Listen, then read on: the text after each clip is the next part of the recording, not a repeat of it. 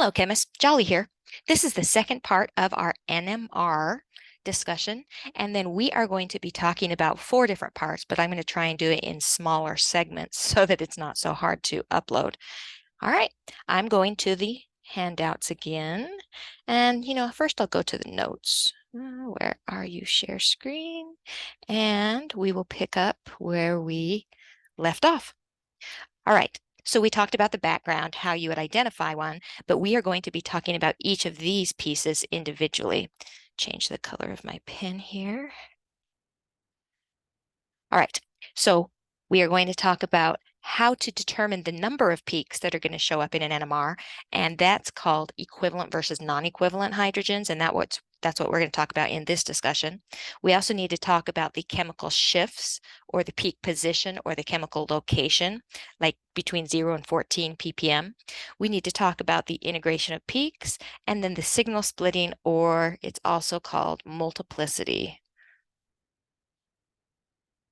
And we'll be talking about each of those individually. But we're going to start today with the equivalent and the non-equivalent hydrogens. All right, in a nutshell, equivalent are identical to each other in their environment, and non-equivalent are unique from each other in their environment. And the best way is to show you an example. So I'm going to show you this one has symmetry, and this one does not.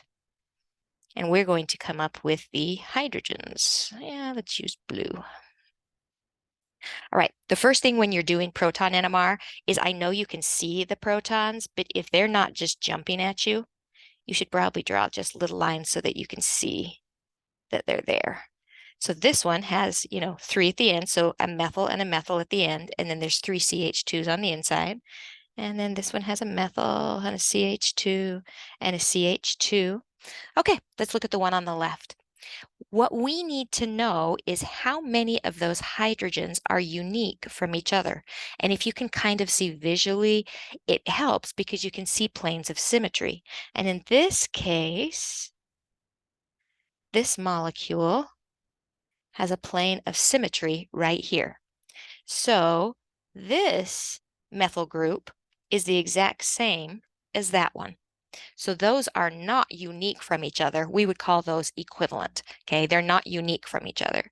This one looks just like that one. And then, of course, there's this one.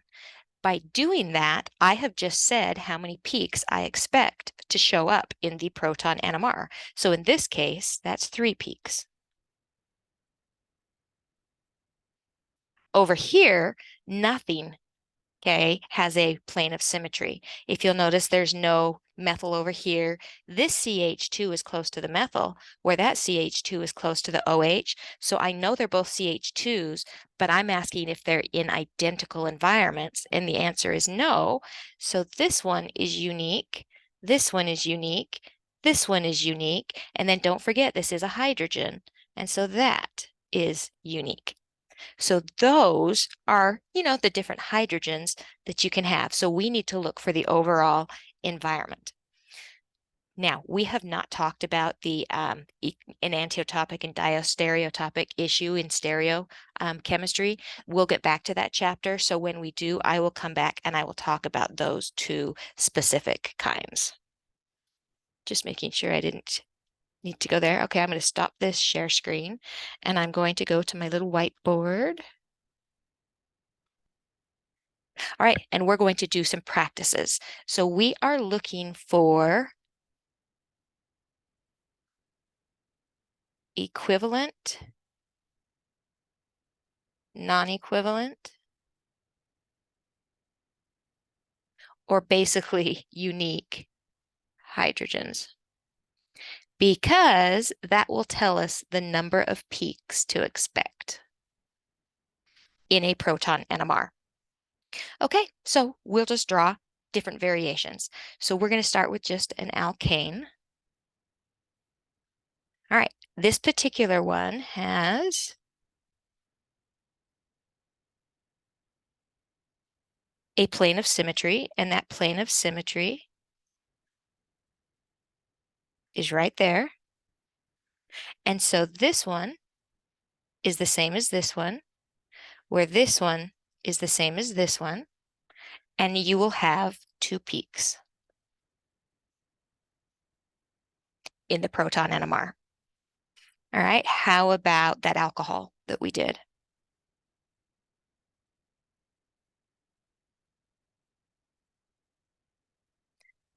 Draw in my little hydrogens. A, B, C, and D. So this one will have 4 peaks. And I won't do every functional group, but let's just do a few. Let's do an aldehyde. You know, very important. Don't forget there is a hydrogen connected to that carbonyl. Different color. All right. So this one doesn't look like it has a plane of symmetry. So there is a unique one. There is a unique one. There is a unique one. And that one is unique. So it will also have 4 peaks, which seems to be my favorite number. Let's look at a little odd one. Let's look at an alkene. Go back to black for a second. This time I'm actually going to draw the hydrogens a little bit bigger on the alkene. So those 2 are there and those 3 are still there. All right. Now there isn't a plane of symmetry, but if you will notice this environment right here, this environment, and this environment are all unique from each other because of the restricted rotation. And that will show up in a proton NMR. So they will technically be different hydrogens from each other. So you would have, I guess it doesn't matter where I start, A, B, C, D, and E. So 1, 2, 3, 4, this one would have 5 peaks. Because remember, it's not how they're attached specifically, it's the environment they're in. And this alkene has restricted rotation, so the environment is slightly different. Now that will also show up in the spacing inside of the splitting, which we're going to talk about here in a little bit. But right now, for the equivalent and the non-equivalent, that will help us determine. So anytime you have an alkene, watch out for that special environment, for the special environment. All right, so let me see. We've done an alcohol, an aldehyde. We've done an alkene. Ooh, better do benzene. Not my best benzene. Put something on the benzene. We'll go with that. All right. Remember, there's 1 hydrogen, 1 hydrogen, 1 hydrogen, 1 hydrogen, 1 hydrogen, 2 hydrogens, and 3 hydrogens. Benzene has symmetry, though. I can't see that. Okay, there's your plane of symmetry in benzene. So, ooh, let's try purple.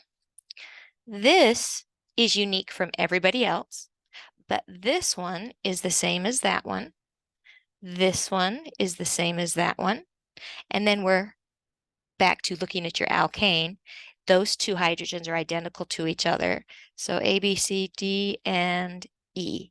So this one has 1, 2, 3, 4, 5 peaks.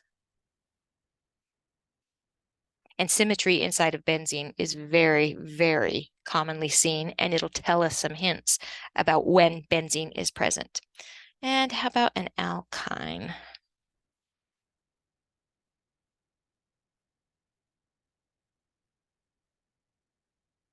All right, there's our beautiful alkyne.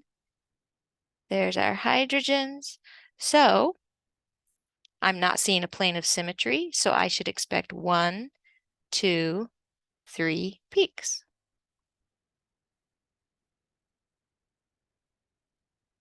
All right, that is our little discussion on equivalent versus non-equivalent hydrogens that will tell us the number of peaks inside of a proton NMR. I will talk about each of the other pieces in their own very short little blurbs. All right, see you next time. Jolly out.